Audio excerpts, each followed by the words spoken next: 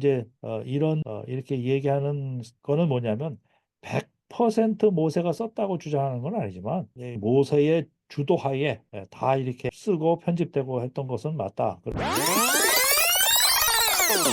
자, 모세오경을 모세가 썼다고 주장하는 학자들도 많이 있습니다. 이 굉장히 유명한 학자들 많이 있습니다.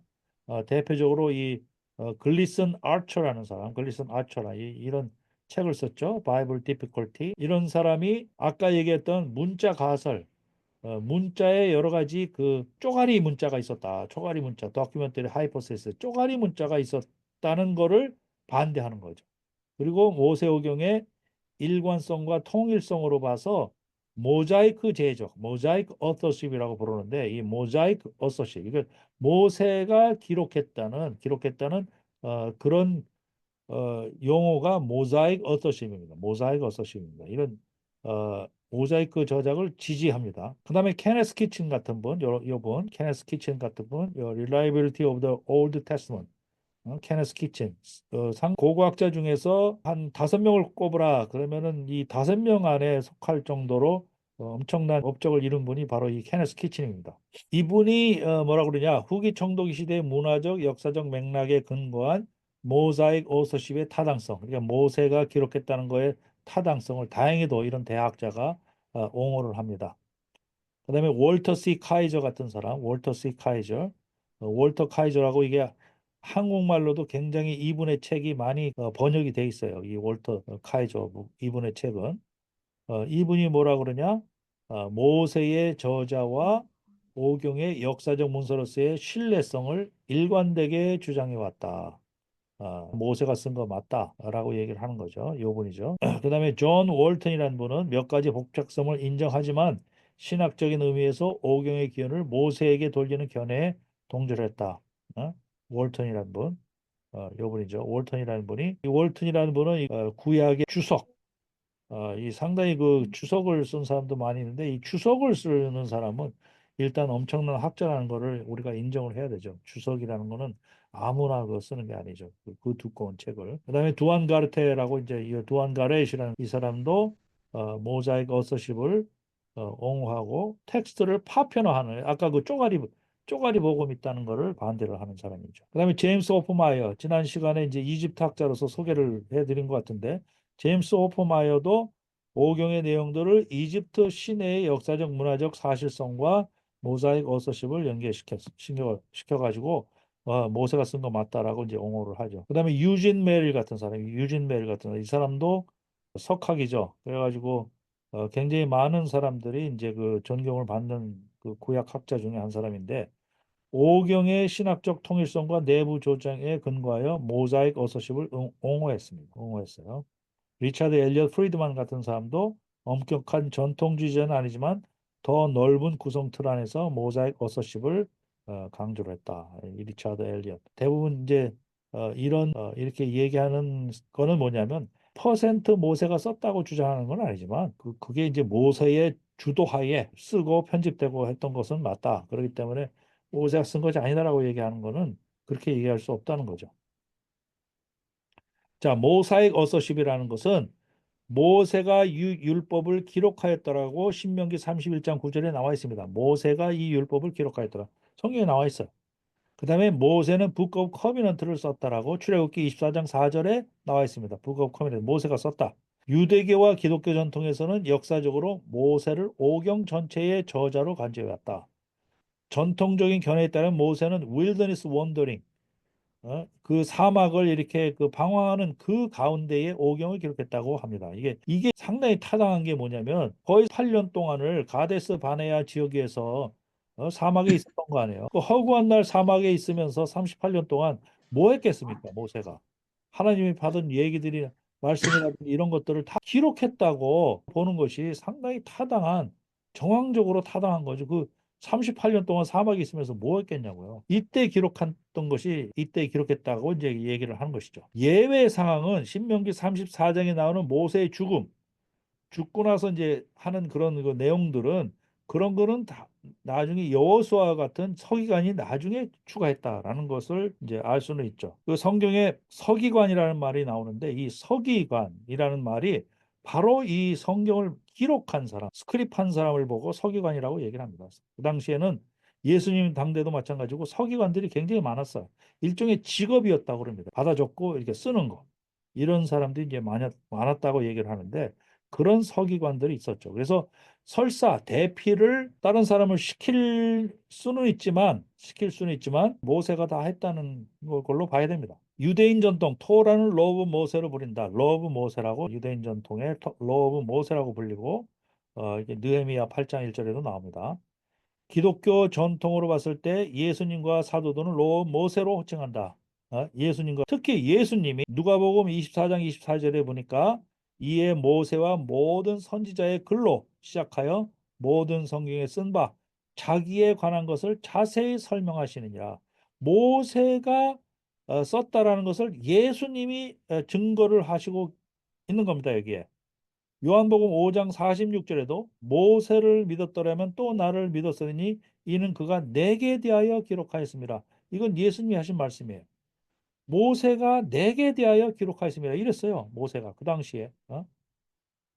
그리고 마가복음 7장 10절에 나오고 마태복음 19장 8절에도 나왔습니다. 그러니까 예수님이 모세가 썼다고 얘기를 하는데 아니라고 얘기하는 사람은 사실 이 성경을 또 안 믿는 거죠. 이 성경을 글자 그대로 또 안 보는 거죠.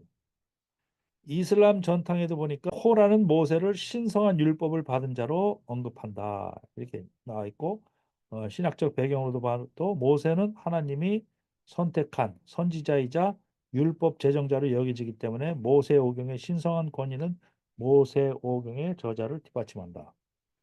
아까 바빌론 포로 때 혹은 그 이후에 기록했다고 얘기하는 사람들은 이 시대에 기원전 500년, 600년 이 시기에 기록했다는 거예요.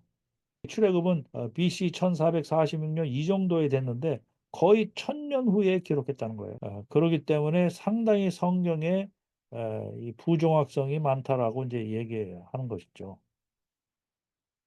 자, 그 다음에 또 한 가지 논점이 되는 것이 알파벳의 기원이 어느 문자로, 그러니까 알파벳의 기원, 이게 알파벳이라고 얘기하면은 무슨 영어 알파벳을 얘기하는 게 아니라, 영어의 알파벳을 얘기하는 게 아니라, 옛날에 고대 문자들이 상형 문자나 서령 문자 형태로 있었는데, 이 상형 문자나 서령 문자는 그야말로 그림식으로 돼 있고 명사밖에 없죠, 사실. 뭐 단어를 나타내는 명사나 뭐 이런 거밖에 없지만 어떤 행위를 나타내는 동사라든가 행위를 나타내려면 동사가 있어야 되잖아요. 그리고 문장이 서로 이렇게 연결되려면 접속사 같은 게 있어야 되고 여러 가지 문자로서의 언어로서의 그런 틀을 갖춰야 되는데 그걸 보고 알파벳이라고 얘기를 합니다. 언어의 틀을 갖춘 그런 그 문자 체계를 보고 알파벳이라고 합니다.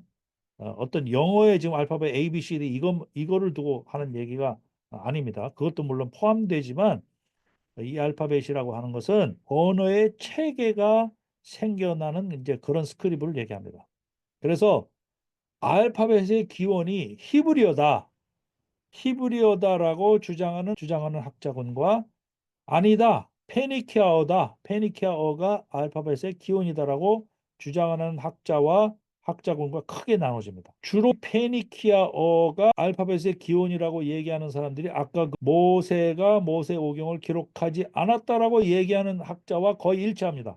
이분 때문에 성경이 특히 출애굽이나 이런 부분이 부정확한 부분이 많다라고 얘기하는 거하고 똑같아요. 네. 그 대신 히브리어가 알파벳의 기원이라고 얘기하는 사람들은 대부분 믿음의 학자들이 많습니다. 이거는 믿음의 학자들이에요. 그래서 히브리어 곧 신의 산에서 받은 문자가 그게 히브리어고 고대 히브리어고 그것이 다른 문자로 다른 언어로 발전되어 나갔다라고 얘기하는 것이죠. 이 중에는 더글라스 페트로비치라고 지난번에 KWMC에서 이제 이 바로 문자의 기원에 대해서 제가 강의를 하라고 그래가지고 이분이 와서 강의를 했죠. 문자의 기원에 대해서. 그리고 지금 엑소더스 아카데미를 이분하고 이제 같이 계속 상의해서 하고 있습니다. 앞으로 같이 이분이 사실은 대표적인 학자 중에 한 사람이에요. 왜냐하면 책을 올디스트 알파벳이라는 책과 또 한 권의 그 책이 상당히 독보적인 책이에요. 그 책을 만들어 놓고 이제 얘기를 하는데 이런 나머지 분들, 데이빗 롤이라든지 두안 가렛이라는 이제 아까 얘기했던 피터 젠트리하고 피닉스의 프로페서인데 이런 분이라든지 이 제이슨 드루치라는 분, 이 제이슨 드루치라는 분도 아주 그 믿음의 그 학자입니다. 제이슨 드루치라는 분인데 이런 분이라든지 뭐 세스 샌더스라는 분이 브라이언 리켓이라고 이분은 교수는 아니고 일종의 이제 문자에 대한 리서치 미크라 리서치 라이브러리 이끄는 사람이에요. 이게 문자를 집중적으로 연구하기 위한 리서치 센터가 있어요. 여기에서 그 고대 문자에 대한 그런 강의도 하고 그럽니다. 여기에. 제가 여기를 가서 그 고대 문자에 대한 강의를 좀 들을까 하고 생각도 하고 있는데 딱 이게 좀 맞으면 가서 일주일 코스, 이주일 코스 이렇게 하는데 그런 강의들이 그런 게 여기는 있습니다. 이제 그런 것도 좀 들었으면 좋겠다 싶고 하여튼 크리스 넌슨이라는 사람도 이 사람도 이런 리서치 센터를 하는 사람입니다. 이분들이 얘기하는 것이 뭐냐면 바로 프로토사이나틱 인스크립션이 프로토사이나틱 이게 이제 프로토사이나틱이라고 사실 한국말로는 이걸 뭘로 얘기를 해야 될지 모르겠는데 셈족, 원시 셈족어 뭐 이런 식으로 이제 얘기하면 될 것 같아요. 원시 셈족어, 세모, 세모라고 얘기를 하면 돼요. 통칭해서 그 가나안 땅이나 이런 데서 쓰여진 그런 스크립을 보고 사이나틱 랭귀지라고 얘기합니다. 이게 세모라고 얘기를 해요. 이것이 나중에 이제 그 히브리어가 돼간다는 거죠. 이것이 히브리어가 돼간다는 얘기고 이분들의 주장은 아니다. 페니키아어에 들어와서 페니키아 사람들이 페니키아가 그런 것들을 다 취합해서 이게 최초의 알파벳이 되는 것이다라고 얘기를 하는 거예요. 근데 이게 이제 단순히 알파벳의 기원을만 두고 싸우는 그런 논박이 아니라 성경의 정확성에 대해서도 성경의 진리성에 대해서 상당히 그 직접적으로 연관이 되어 있는 거기 때문에 상당히 중요한 토픽인 거예요, 이게. 저는 이 더글라스 페트로비치의 이 고대 히브리어 이론 쪽의 학설을 따르기로 결정을 했어요. 왜냐? 이렇게 학설이 분분할 때는 우리는 믿는 쪽으로 따르면 되는 거예요. 믿는 이 다 이 학설이기 때문에 어떤 것이 진리인지는 그야말로 아무것도 모릅니다. 그 수천 년 전에 생긴 언어의 기원을 사실 정확하게 밝혀낸다는 것 자체가 굉장히 어려운 난제죠. 성경의 현장을 찾아가는 여기는 갱한 TV. 성경의 현장을 찾아가는 여기는 갱한 TV. From 이집 노예의 삶을 끝내고 홍해를 건너 물샘 가득한 엘림을 지나 불과 구름 기둥 따라 광야 지나 마침내 다 다른 신의 산 하나님의 음성이 들리는 곳. 살아계신 하나님의 말씀은 진실된 믿음의 기록. 우리는 진리의 길을 찾아가는 엑소두스 아카데미.